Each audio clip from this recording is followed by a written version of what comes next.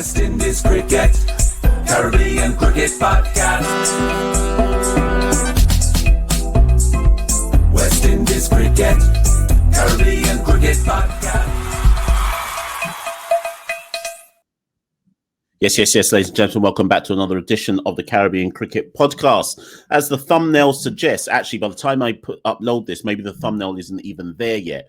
But if it is, as the thumbnail suggests, this video is looking at the West Indies T20 bowling attack based around CPL and what we've seen in CPL so far. Now, the first thing to understand is this, right? My general take on the situation is that and I think before we get into it and before everyone starts flooding in with the comments below, etc., understand this question and this concept first.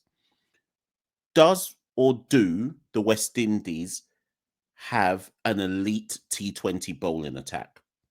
Do we have a T20 bowling attack that covers all bases in the international game?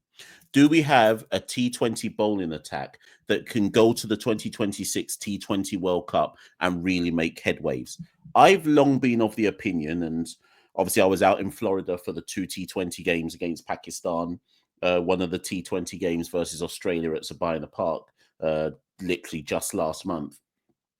And for me, some of the obvious deficiencies within the West Indies bowling attack were clear for all to see. We have issues at the death. We do not have any clear, identifiable death bowlers who you can rely on. We've got issues up front in the power play in terms of having clear, obvious wicket-taking bowlers. And we've got inconsistencies with some bowlers where you're never quite sure what you're going to get, right? So before I started this episode, the first thing I actually did was I was like, oh, sorry, and we have no leg spinner, which most top international teams do. So before I started this episode, I actually wrote down what is West Indies' current best T20 bowling lineup. And I am not saying that what I'm about to say to you, I'm not trying to say that this is definitive, right? I'm not trying to say that this is it. And by all means, if you disagree, please get in the comments below and say, actually, Machel, I don't agree with that. I don't think that's what West Indies' best T20 bowling attack is. But this is what I've got down.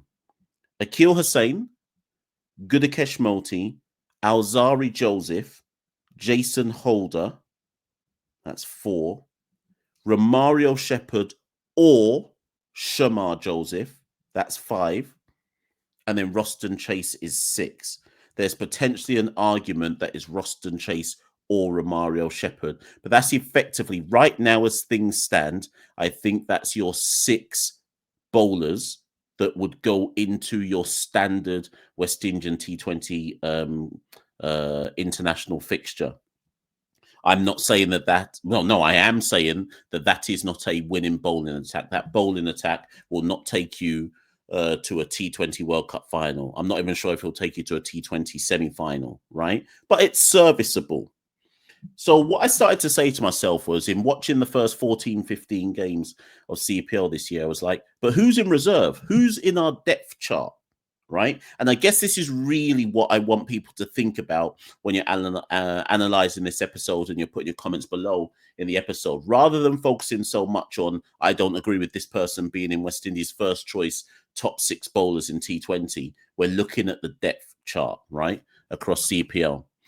And here's the thing, I'll kind of give you a disclaimer now. It's slim pickings, people. We are starving out there. And let me also say this, and this is where I cuss out CPL. CPL is not helping West Indies cricket in so much as, yes, breakout league players have been selected this year. Yes, 18 of the players that played in breakout league have got CPL contracts this year. But when you go from team to team to team to team, how many of these breakout quote unquote youngsters are first choice players? How many of these breakout quote unquote youngsters are guaranteed even 4 games? 4 might even be too many. How many are guaranteed 3 games in CPL this year? So this video isn't even about let's try and identify some really talented youngsters, because what's the point? bowling we're talking about. What's the point? They barely play anyways. Yes, a man's probably going to get in the comments below and say, oh, Keon Gaston's an example of one. Keon Gaston ain't anywhere near West Indies international quality yet. So allow him, leave Keon Gaston out of the conversation. This video is about who realistically in the depth chart can put pressure on what I think is the first choice 6 in West Indies internationals. Can I just say something, by the way? It was pointed out to me. I'll withhold the name of who told me this information earlier on today. But I received a message today and someone said to me, Mash, do you realize that Judea Blades played a T20 international for the West Indies before he even played a game in CPL? Oh, Bomberclad. Oh, Rasclad. Ain't that a shocking indictment of CPL? A man played a T20 international for West Indies before they even played a game in CPL. Let me just double check, because some people drag me. If I've got that information wrong, you best believe that some people drag me if I've got that wrong. So let me just go double check that information is 100% correct. Bear with me, people, because I want to make sure.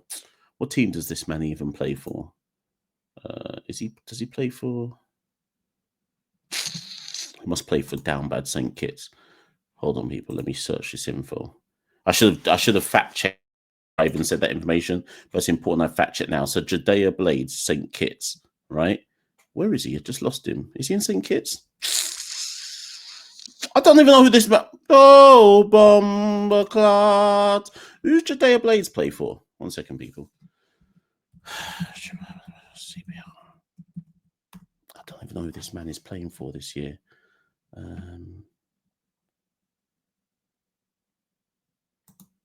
Look at this. There's me trying to do. Oh, Guyana. He's playing for Guyana this year. See what I mean? I don't even know, cuz. Right, so Guyana Amazon Warriors. So Judea Blades is playing for Guyana Amazon Warriors. He's played 1 game so far. Bowled 3.1 overs, took 2 wickets for 35. Economy 11.5, right? So he's played 1 game for Guyana. Yeah, correct. Right, so Judea Blades has played 4 T20 internationals for the West Indies before he played 1 CPL game. What a shocking indictment of CPL. You could say it's also a shocking indictment of the West Indies selection system, but this proves my point. Youngsters ain't even getting a chance in CPL, and we're having to do flipping diamond in the rough hunting, like we're Leonardo DiCaprio in Blood Diamond. We're looking for the 1 diamond in the rough and saying, boy, let's just try polish this thing and just see what we can do.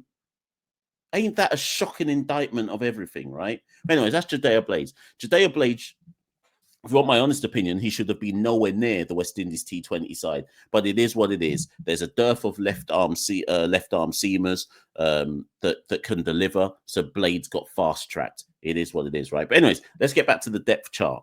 I've identified four bowlers. That's it. I went through all the CPL teams. I went through all the footage of what I've seen so far and watched back and went back and looked at stuff. And I've identified only 4 bowlers in CPL that I think you could add to a West Indies T20 international side depth chart. I'm not even sure you can make an argument to say they get straight into the team. I've only identified 4. And this is who they are.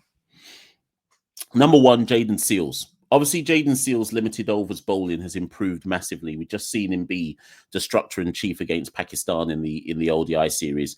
Consequently, Jayden Seales' ODI numbers have fallen massively in terms of his averages, wickets taken, etc., which is great stuff. Great stuff to see. Really happy for Jayden Seales that appears to be coming off for him, right? Just trying to find his numbers. So far in CPL, Jayden Seales has taken 5 wickets. I'm not really interested in the wickets per se. I'm more interested in the economy, but Jayden Seales has taken 5 wickets at an economy of 7.47. I think I heard on comms the other day, I think it was Bish, may have been Badgery, just saying that their only concern is how would Jayden bowl in T20 cricket where the pitches aren't helpful. And I hear that argument, but this video isn't to dissect that or analyze that. This video is more to focus on who's in our depth chart. So Jaden Seals is in our depth chart, and I have him as challenging Shamar Joseph and Romario Shepherd. Romario Shepherd is fortunate in that one of the main reasons he gets into the West Indies team is because of his batting ability. I am not convinced that Romario Shepherd offers us enough consistency with the ball, but his batting is what gets him into the West Indies side. I would prefer Romario Shepherd, if he's going to play for the West Indies, to be in the side because he's a consistent bowler. So there's an argument to say that Shamar Joseph and Romario Shepherd should technically be battling for the same spot. I would throw Jaden Seals into that spot as well and say, of those four, who is the more effective T20 bowler? But they're effectively fighting for the same spot, unless, of course, you drop Roston Chase. Bowler number 2, who I've identified, we go back to Obed McCoy again. At the moment, he's played 6 matches. He's taken 8 wickets. His economy is high for me. I don't like the economy. It's 9.82. But he has taken his 8 wickets at 21 apiece, right? And so far in CPL in his 6 games, he's bowled 17 overs. Is he fit again?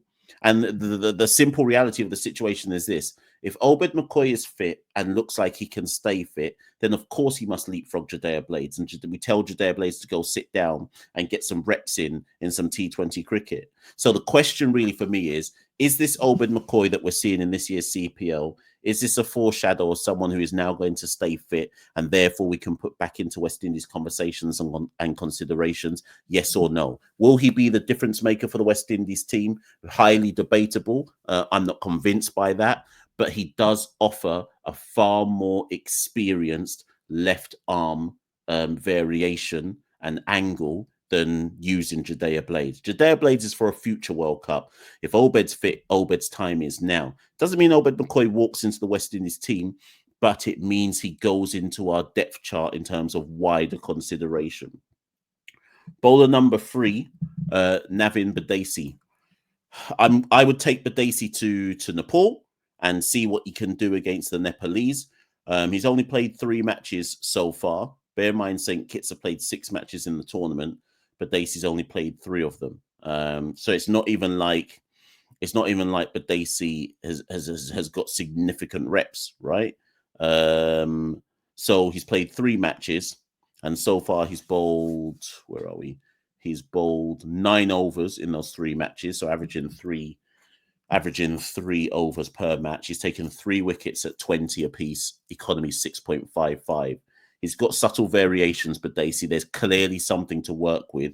He's unbelievably raw. We shouldn't be putting him in West Indies colours, but if we're going to talk about somebody being a leg spinner or wrist spinner, there's no one else to turn to for me. But Badesi's, and obviously he can bat a bit, so Badesi's the most obvious one for me. If he was to ever get into the West Indies team, for me, he's challenging Roston Chase's spot in the team. Obviously, Chase gets in ahead of Badesi. No way am I saying that Badesi gets in ahead of Chase, but Badesi offers something different, something that we don't have, wrist spin. So he comes into the wider depth squad and reckoning. And then lastly, and what does this say about our bowling options? The only other option I could find was Kyle Mayers. Now, bear in mind, and I'm not happy with this as a choice, right? Kyle Mayers has played, check this out. Kyle Mayers has played 38 T20 internationals, right? He's bowled 96 balls in T20 internationals, okay? He's taken no wickets. And yet, when I'm looking through CPL and I'm saying, boy, who could we add to our depth chart with the ball? Mayers is my 4th best option. What does that tell you about West Indies cricket and the lack of depth? And let's not call it talent because people get vexed when I say that. What does that tell you about the lack of depth? What does that tell you about the lack of options? And that doesn't mean, and the reason I paused and didn't say lack of talent is because there's some talented youth men out there. There's players like a Nathan Edward. There's players like a McKenny Clark, a Johan Lehner. Who else am I missing here? Keon Gaston, etc. But they ain't gonna get the reps in. They ain't ready for this shit. They ain't ready for this level, and they ain't even getting the game time to be ready anyway. So this is all I can call. So let me just let me wheel up and go again. Start of the video, I said to you, these are the 6 bowlers that currently probably are first choice when it comes to West Indies T20 internationals. Akil Hussain, Gudakesh Moti, Alzari Joseph, Jason Holder, Romario Shepherd, or Shamar Joseph, Roston Chase. That's it, right?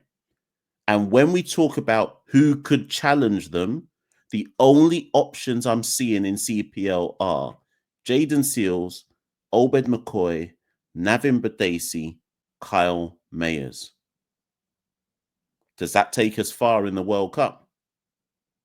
This is I won't name names, but I spoke to some very important people in West Indies cricket when I was in Florida. And I said to them, we can't go far in T20 cricket when we don't have a bowling attack that we can rely on to bowl at the different phases of a T20 game. And I said to that very important person, I said to them, I can't even give you names outside of this current squad that can come into this squad and make a difference. Jaden's probably, of the 4 names I gave you, Seals, McCoy, Badesi, Mayers, Jaden's probably the only one I could really go with. And that's because he's got heart. That's because he's star boy. That's because he's got gumption. That's because he's got character. That's because he's got grit. That's because his curve is rising exponentially, right? But even he don't really have no T20 experience, really and truly. So what do we do then? That's where you lot come in. I've given you the data. I've given you the conundrum. Now you get in the comments below and let me know what you think. Obviously, there's a CPL match later on today. Can't even remember who's playing. Some of you are gonna. I think it's St. Lucia and no, it's not St. Lucia. Oh, it's someone. I don't know who's. Let me go check who's playing today. Let me see what tiring match is playing today. So today it's St. Lucia. I thought so. St. Lucia Kings versus St. Kitts and Nevis Patriots. So some of you will lock into that and jump up and down, etc., etc. Good luck to you lot, right? But when you're watching that, consider the wider question. Whenever you're watching CPL, take your national sensibilities out of it and just always say to yourself, yeah, but how's this helping West Indies cricket? What am I seeing that's going to take West Indies cricket forward? That's how I think when I watch CPL. I don't care about who wins. All I'm thinking about is how's this benefiting West Indies? Let me know what you think, people. Get in the comments below. Like, share, subscribe, tell a friend, tell a friend, tell a friend. Algorithm. You don't know already how it works. Look at my computer glitching. So you don't know how it all works in terms of algorithm. If you'd like to support the Caribbean Cricket Podcast, head to www.patreon.com/Carib Cricket. There's loads of different tiers of support that you can sign up to when it comes to the Patreon. Get involved. It keeps us on the road. It really helps us improve our product, etc. If you don't want to use that, there's also Super Chat. There's Super Thanks. There's Buy Me a Coffee, oat vanilla latte, please. All of the links are in the descriptor below. And some hot news off the fresh Comunicado Oficial. We are launching in the next 3 to 4 weeks Caribbean Cricket News, your one-stop website for all news in the Caribbean. All news in the Caribbean. Yes, you have your different... See, the Caribbean's a funny place, right? Because each nation has its own national papers that cover their own countrymen and countrywomen and country folk, right? Caribbean Cricket Podcast is the only thing that covers every single West Indian across the region, men, women, boys, girls, with no bias to any particular one nation or island. We're launching Caribbean Cricket Podcast. Sorry, we're launching Caribbean Cricket News, right? This is basically going to be the outlet that does what ESPN refuses to do, that does what Crick Buzz refuses to do, that does that basically no outlet does. We are going to be the one-stop shop outlet where you can read everything on Caribbean cricket, or West Indies cricket, I should say. X will still exist. Yes, we'll still do our tweets and posts on that, etc. But you're about to get an ESPN equivalent just for Caribbean cricket and just for West Indies cricket, etc. So look out for that. The sign-up link is in the descriptor below. We're just in the sign-up stage so far. If you're interested in finding out more about that, all you have to do is just literally go to the link, pop in your email address and you will be updated in the next few weeks as to when we're launching, what it's going to look like, etc., etc. I warned people, I've been saying over the last few weeks, exciting things are coming for Caribbean Cricket Podcast, where we're upgrading, we're elevating, and we're taking this all to a new level. So stay locked in, people. I'll be Machel St. Patrick Hewitt, on half the Caribbean Cricket Podcast. Peace. Thank you for listening, and I'll be back very, very soon. West Indies Cricket, Caribbean Cricket Podcast. West Indies Cricket, Caribbean Cricket Podcast.